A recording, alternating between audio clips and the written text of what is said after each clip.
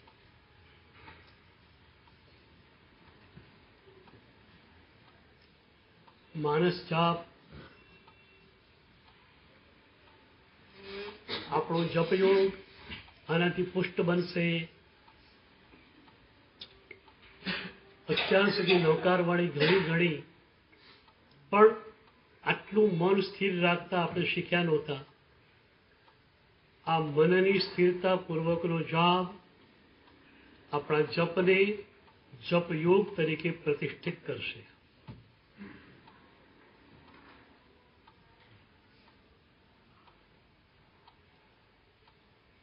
ત્રણ મિનિટ એકદમ એકાગ્રતા.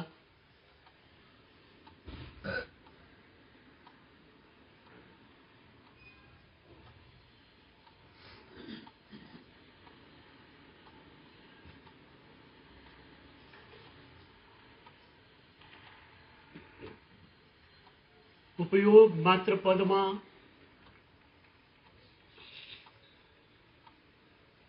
સચરાચરમાં ફરનારું તમારું મન એક પદની ખેતી ઉપર જડાઈને રહે એ પણ મોટામાં મોટી સિદ્ધિ છે. અને આ એકાગ્રતા મળશે તો જ તમે ચોથા ચરણમાં સક્સેસ જશો.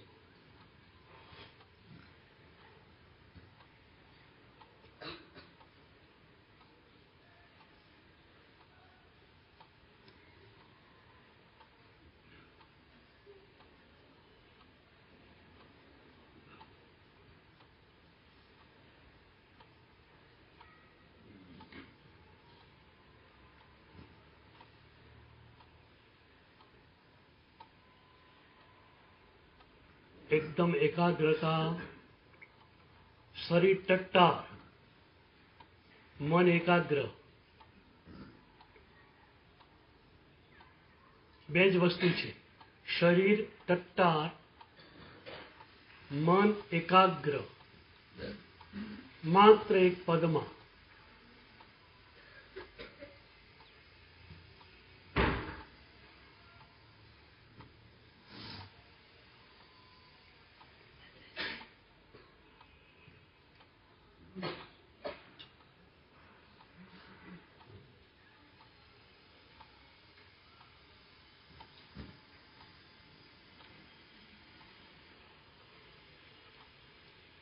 એક મિનિટ એકદમ હોશ, જાગૃતિ.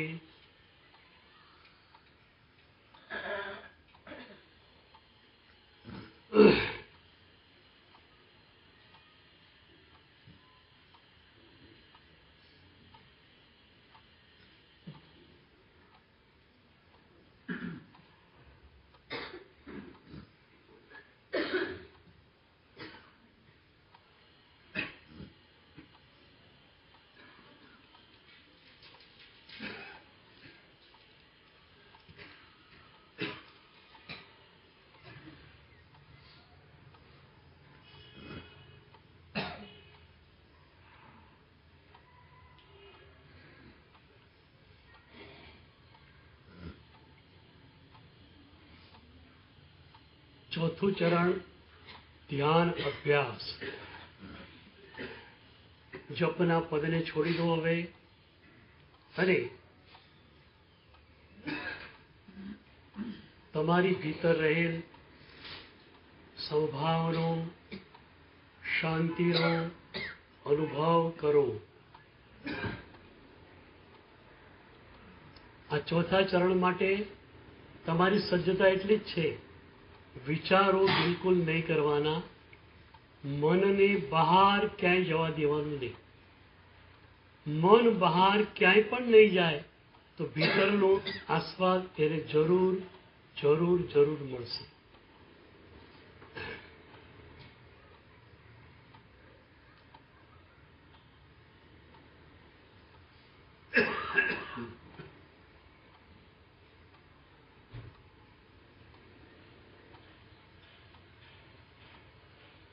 ધ્યાન અભ્યાસ,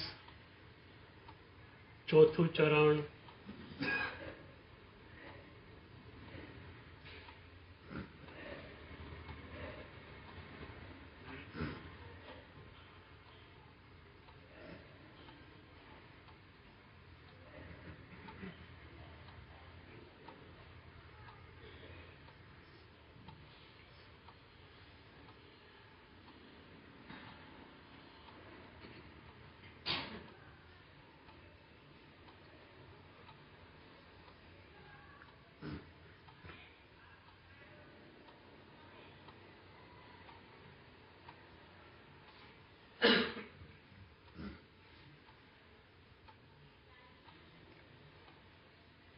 એકદમ સજગતા, શરીર ટટ્ટાર, મન એકાગ્ર. હવે તમારી ભીતરની શાંતિ પકડાય તો જોવાનો પ્રયત્ન કરો. આમાં માત્ર બીઈંગ છે, કશું કરવું નથી. શાંત ચિત્તે આરામથી બેઠા છો. માત્ર મનને તમે બહાર જવા દેતા નથી. કોઈ પણ વિચાર તમારી પાસે અત્યારે છે નહીં. શાંત ચિત્તે તમે બેઠા છો અને એથી કરીને તમારી શાંતિનો અનુભવ તમને થશે. તમે શાંત છો, એકદમ શાંત છો. તમારી એ શાંતિનો અનુભવ કરો.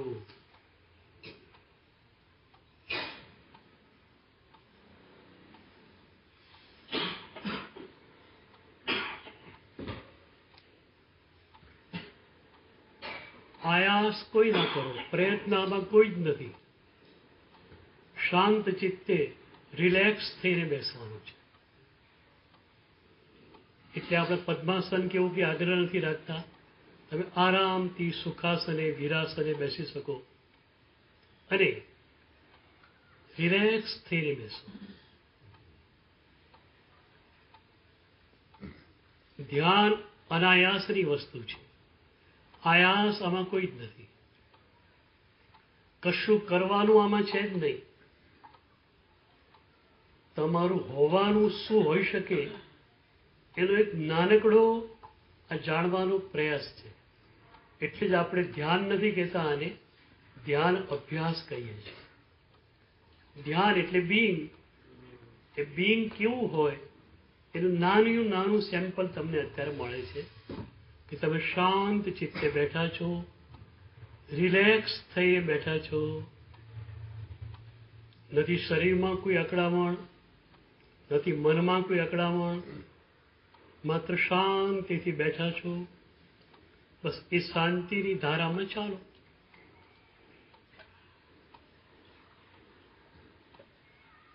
કોલાહલ ઘોંઘાટ બધો બહાર છે. તમારી ભીતર કાંઈ જ નથી. ભીતર છે પરમ શાંતિ.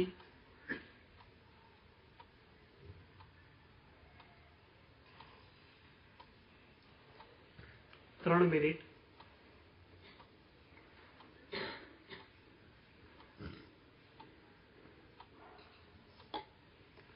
એકદમ રિલેક્સ થઈને બેસો. આરામથી બેસો. માત્ર શરીર ટટ્ટાર જોઈએ.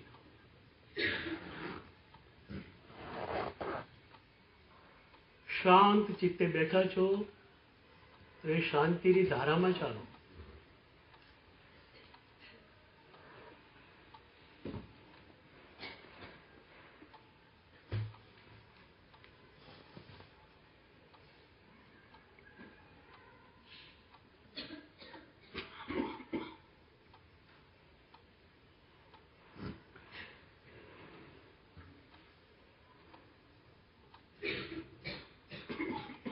આ અભ્યાસ વધુ ને વધુ થશે. એકદમ આરામથી તમે બેસી શકશો. આસન સિદ્ધિ પ્રાપ્ત થશે, શ્વાસ સિદ્ધિ પ્રાપ્ત થશે, જપ સિદ્ધિ પ્રાપ્ત થશે. ઘણું બધું મળશે.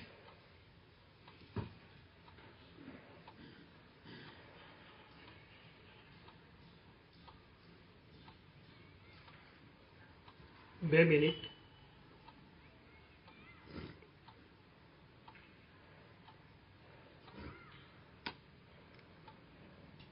શરીર ટટ્ટાર, મન એકાગ્ર, શાંત. તમે એકદમ શાંત છો, બિલકુલ શાંત છો. તમારી ભીતર માત્ર ને માત્ર શાંતિ છે. એટલે તમે શાંત છો. એ શાંત દશાનો અનુભવ કરો.